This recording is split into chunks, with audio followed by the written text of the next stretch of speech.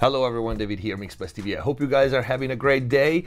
Today I'm answering your questions. Next one is Alex Markella 831. Hi David, since you pointed out long ago that tube units aren't necessarily better than solid state or FET in your awesome video debunking the warmth myth about tubes, and I'm curious about your thought process on owning more tube gear now than before.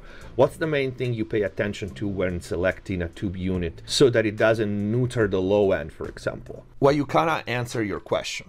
You know, I pay attention to how a given unit reacts to the low end. But with tube gear and modern music, and by modern music, I mean the really low end heavy songs, 808s, or even down-tuned metal, you have to keep in mind that usually the sub-range is better if it's on the cleaner side as opposed to heavily saturated or even lightly saturated like the low mids or the mid-range on a rock song, or even within the same songs but different elements. So I think when we talk about selecting tube gear, I want a couple of things. High headroom, I want wide sweet spots, and for the units to be able to handle low and sub ranges as good as possible. Like for example, the HG2 is an amazing unit. Yeah, because of its nature is a basically tube distortion unit. You have to pay extreme attention to gain staging, extreme attention to how much you can push it based on the low end content.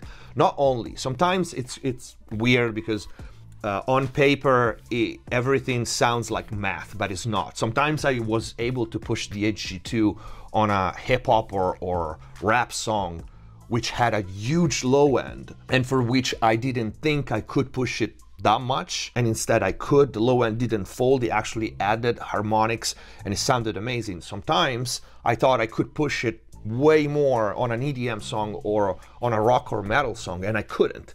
So the harmonic content of the complex material, so a mix or a group, is always a variable with tubes that you cannot predict. You can only predict it to a certain extent. Until you actually run the stuff through the machine and you try it, you really never know.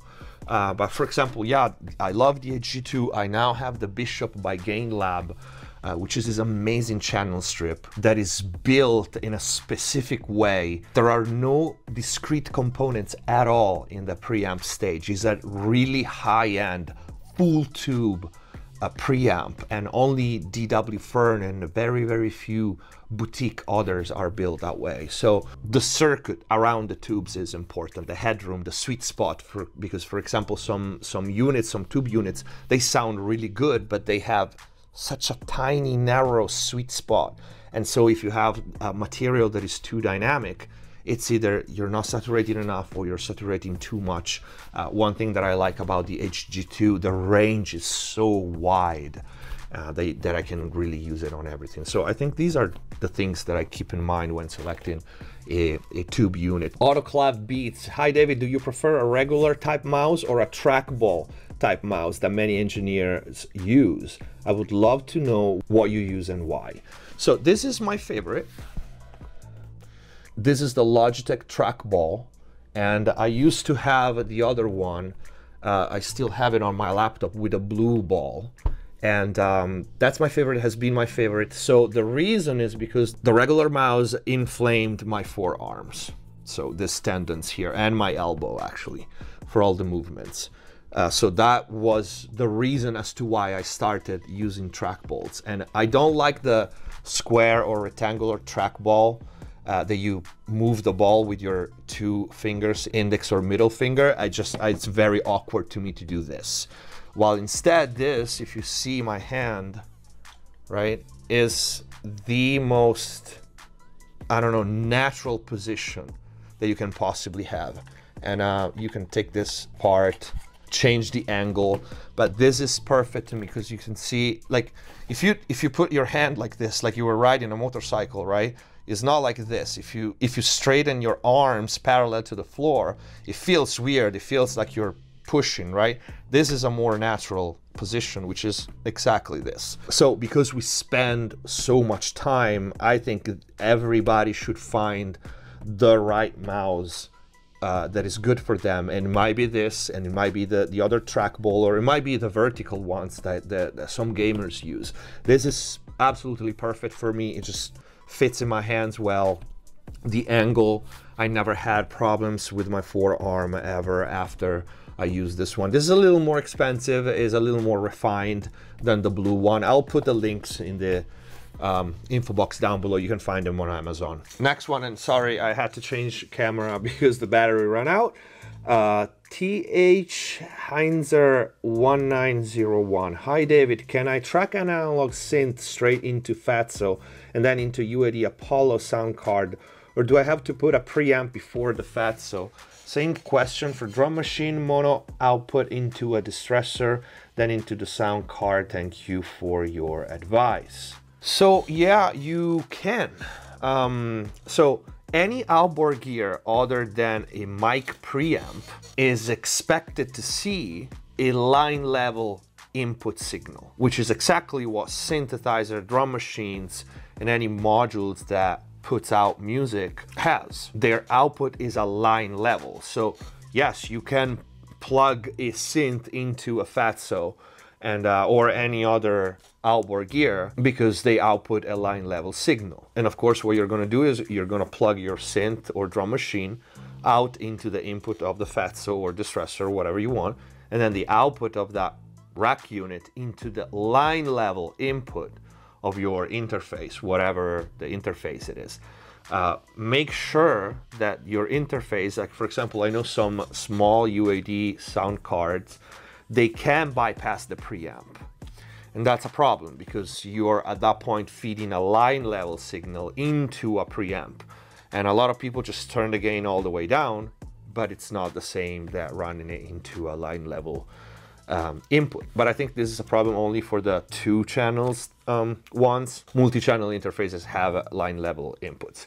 Different is instead if you're recording something through a microphone. At that point, a microphone, any microphone, puts out a microphone level signal. So it's very, very low. That's why after a microphone, you always need a preamp. A preamp turns the mic level signal into line level signal, which is what you need to go into your converters. So anytime there's a microphone, you need a preamp first. And then after the preamp, you can put whatever you want. Next one is Alan King 6, another one. What are your top 3 picks for studio monitors from 8-inch below and above?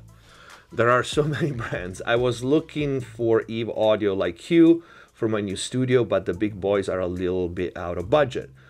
Well, basically you're asking me what are my top picks for studio monitors, period, because you tell me below 8 inches and above. Okay, let's see. Yeah, Eve Audio is my choice. I adore Eve Audio, and you know, guys, I work right now with other systems than mine at Ikari Studio with Dweezil. We have a full ATC system, which is darn expensive. I work with PMC, you name it, I work with it, or I owned. I love Eve Audio for many reasons. One is because they don't have different series. So some companies has the cheap series, the mid series, and the top tier series, right? And they have different components, different drivers, different materials. Eve Audio has the same tweeter, the same material for all the range, my mains and the small ones. Of course, the size dictates several things, but I think the Eve Audio, the 6 inches are probably my favorite in the small range, although the little 3 inches with the passive radiator on the back are an absolute gem of design. It's crazy how good those sound. But anyway, anything Eve Audio, it should be there for either above 8 inches, which again, I wouldn't change my mains for any other monitor, and below. So that's one choice. Whatever you can afford, you're not gonna be unhappy. You're gonna be happy with it. The other choice below 8 inch would be definitely AK Multimedia. So we tested here on the channel the 6 inches, which are mind-blowing. Mind-blowing. They are amazing monitors. I also love the MTM, the 3-ways, although I'm usually more of a fan of 2-way than three-way, unless you have big mains, of course. And I probably would go for the third pick for the Cali coaxial, which are a very, very interesting design. Above 8-inch, of course, my mains would be my first choice. Otherwise, I would have another pair of speakers. And I want to say the second pick would probably be the PMC that Howie Weinberg has. I will look online, what's the name, the big towers. I hear them all the time in his room. We are really good friends, and actually we are doing something together that you guys are gonna love. He's very close to me, so I hear those all the time, and that would be my second choice probably. And the third choice would be hard, because I do like the ATC that I have, that we have at Ikari, also because I've been working on them enough that I know them. I learn how they sound, so very different from mine. But that would be an option, of course. There are a couple of Genelec models that I like, and I gotta be honest, I also kind of like the Amphion, the bigger model that they have. They are a little too hi-fi for me, so it wouldn't be like my main speaker, so my only speaker. But I think either ATC or Genelec, depending on the budget, Genelec can go like really high in price, so, and size. But these would be my choices. Of course, granted, we are not talking about a discontinued model like my 1031s, which are again still my favorite for many things. On Zetsu 6257, dang. Hi David, should I use phase correction plugin as first or last in the chain? Assuming that you are sure that you need a phase correction plugin, which is very rare, especially with computer music, is extremely rare. Now with real recordings and multi-microphones, like for a drum or for a cabinet, you might. But the first thing you should ask yourself is, do I really need a phase correction plugin? Because it's not something that is very common. Now, we didn't have such a thing back in the days, in analog specifically. We have these tools now because of digital. But remember that millions and arguably the best sounding records in the history, and still today, they didn't have tools like this. They didn't have the phase alignment plugin. They didn't have the phase alignment for the microphones and the drums and the auto align and all this stuff. These tools are useful if you actually need it. So ask yourself, what the heck are you trying to do when you're using a phase correction plugin? And maybe, you know, I don't want to offend anybody, but this was like a general discussion for, you know, maybe some people that don't know, or they're just starting out and they see the phase correction plugin and they think, oh, did I miss something? Did I have to put it in the tracks? No, you don't. So with that said, it kind of depends, you know, because it depends on what you're trying to do. If a recording, let's say kick in, kick out, are out of phase, you should put it first. You should put it first on either the kick in or the kick out to realign the multi-mic source, or two microphones on a guitar cabinet, or DI amp for a bass. So that would be first. If instead the phase problem, and by phase problem I mean the phase correlation between the track A and the track B, because you can't have a phase problem in the track itself, is always in relation to something else, right? Let's stay on kick in, kick out, right? Two microphones. If the phase issue is caused by, for example, a saturator that you put on one of the two mics, which can happen, distortion can rotate phase to a certain extent, or because you EQ'd one of the two mics and you shouldn't have, that's not how you do it, or you should have used a linear phase, but let's say whatever, it's analog. You do it because it's analog, and that's what happened. At that point, you need to put it after the processing that caused the phase shift, that caused the null between the two tracks, two or more tracks. So I hope this answered the question. Next one, Bjorn Chameleon. I have started to dislike high passing near all my tracks. I started from fears of phase issues from the high pass, then over time, I sort of like the low end coming from not doing it. Is this a bad practice? Is this gonna bite me in the butt on a bigger system? No. I mean, unless you experience problems on a bigger system because you have uncontrolled and too extended or too much low end, no, it's not a bad practice. I am probably responsible, without a doubt, because it's one of my most popular videos, like the don't high pass everything but kick and bass, you know. So no, definitely not. But if you have a doubt, you should probably, you know, I mean, your monitoring system should be revealing enough and telling you the truth about your low end. If you don't have a full range or mains or subs, or you can't treat your room, or you can't trust your room, then, you know, at least try to do some tests on a bigger system to make sure. But as a general rule, no, it's absolutely not a bad practice. Next one is Marvin Gone 3168. Hello, are there some cheap hardware compressors that are worth it versus plugin, or did plugins catch up on the magic with it? Okay, we understand what he's asking. So there are a handful of cheap compressors that are worth, for sure, absolutely. It depends what you mean by cheap. We can definitely name the FMR compressor. So the RNC and the RNLA are still two super inexpensive compressors that are absolutely amazing if you're starting out. The DBX 500 series compressor is a great one. Also the DBX 160A rack is a great compressor. But at this point, it depends what you know, think is cheap. These that I just mentioned are objectively cheap. For me, for example, a Drummer 1976 is cheap. I don't know if it's cheap for you. Is it worth it? Oh, hell yeah. It's a steal for the money. And same for others, like, you know, Drummer makes great stuff at a super crazy affordable price. Let's put it this way. The clones that are really cheap, I'm not a fan of those.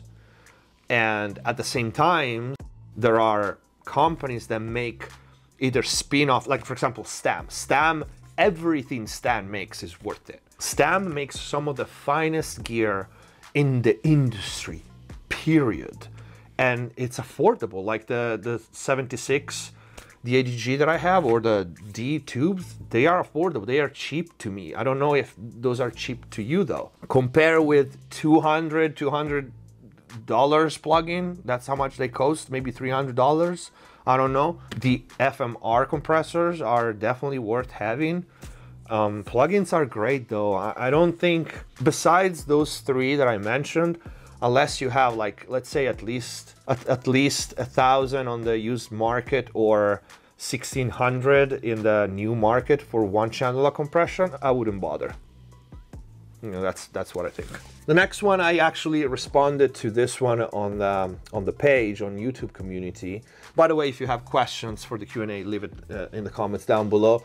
Cesar Gonzalez Bueno 3359. If you need to capture double the sample rate, 44.1, which is a bit more than double 20K, in order to be able to hear the normal human hearing range, can this be possible with modern, I suppose, audio interfaces can record up to 192, but microphones up to 20K. Okay, we understand the question is, if we have to record at a minimum of 44.1 in order to hear the 20K, but a microphone can only pick up 20 Hertz, like how that does work? Well, in this question, there's a false premise. The false premise is that you need to record at double the frequency. So the highest frequency that a human being can hear is 20K, which is not even ever.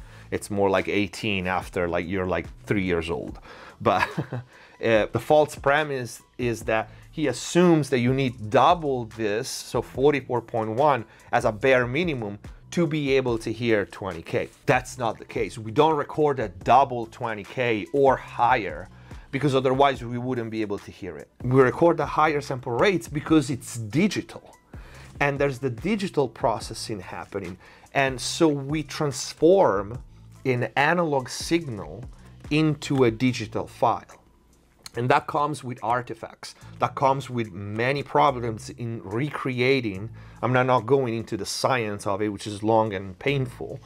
Recreating an analog signal and turning it into zeros and one, and then replaying it back. All the filtering at the top of the range, 20K, and the anti-aliasing filtering, like bleeding into the range where we actually hear things, so below 20K, and avoiding that problem by using higher sample rate and all of that. That's why we record a higher sample rate. We don't record a higher sample rate, otherwise we wouldn't be able to hear it. Because if that was the case, then we couldn't hear what was recorded on tape. Or we couldn't hear because microphones go only up to 20K. So the premise is false. Autoclave Beats again, one of our members. Again, thank you guys for supporting the channel. Hi David, what are your thoughts on the UAD plugins, especially the 2A and the 1176? It's funny because I just got the 1176s because it was like a super cheap deal, like $20, and no hardware needed. So I'm very fresh because I just got more familiar with them a few weeks ago. I think they're good. I find the 1176s extremely clean. And you know I have basically all the revisions of the hardware 1176s. Blue stripe, so A, D, G, H. I have 2 extra that don't even exist. So the one with the Carnils, the Mimas, which are usually found in Neve gear, not in the 1176s.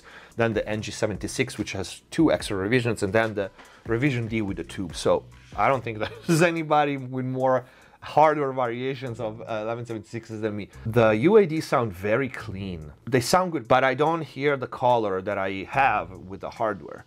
And it doesn't want to be a diss. I actually like how they sound. Just like others, 1176's plugin, there's something about the speed in the hardware 1176s that's what really misses in some of the plugins. I want to say all the plugins, besides the color, besides the program dependent behavior, because maybe people don't know, but the 1176 is a program dependent compressor, just like the LA2A. So there's some variables that are still not there. I do like how they sound. I like the blue stripe. It doesn't sound, especially the saturation and the color, but they have very clear mids. I like the action. They are kind of a more refined, modern version of the 76. I would definitely use them. The 2A, I don't have that much experience with it. I still have to find an LA2A plugin that satisfies me. I think the closest thing that we have is definitely UVI Opal. That's close. And yet, mind you, I'm not a big fan of the LA2A. I'm not a big LA2A guy. I prefer like any other compressor before an LA2A usually. But I was never wowed by any LA2A plugin, although the Opal is really cool. Next one, JC Puga. Is your preference compressor before EQ or vice versa? I don't have preference. It depends what the track is and what I need to do.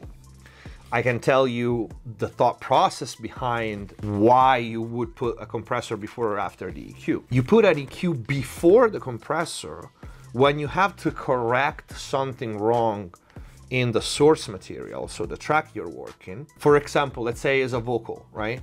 If a vocal has too much low mid-range or too much 3K, which is not supposed to be there, you want to take those ranges or some of the energy in those ranges out anyway.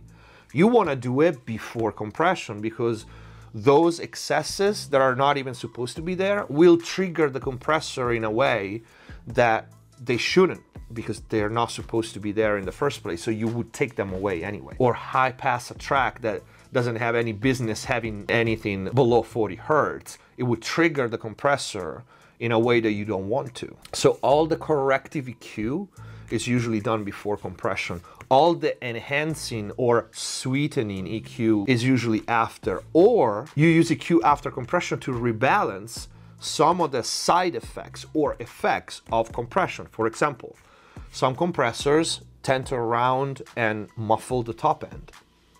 Maybe you like the action of the compressor, you like the color of the compression, you like the saturation, but it kind of softened the top end, and maybe it's a pop vocal and you need the bright shiny top end. Well, then at that point you would do the top lift after the compression, because again, if you do it before, it's gonna clamp down even more on that top end. Some compressors are thick and colored and we like, again, the action, whatever, but they maybe bring up a little too much low mids and it gets like a little too stuffy.